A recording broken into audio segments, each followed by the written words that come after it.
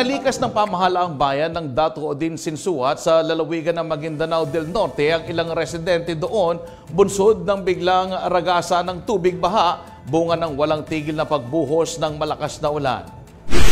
Ayon kay Dato Odin Sinsuat, MDRRMO Head Monesa Ayowa Sale, halos gabaywang na ang taas ng tubig sa lugar kung kaya nagpatupad na sila ng forced evacuation.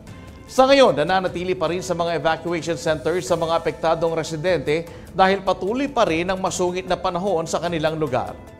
Nauna nang pinaalalahanan ng mga opisyal ng lokal na pamahalaan ang mga naninirahan sa mga low-lying area na mag-ingat, maging alerto at agad na lumikas kung kinakailangan.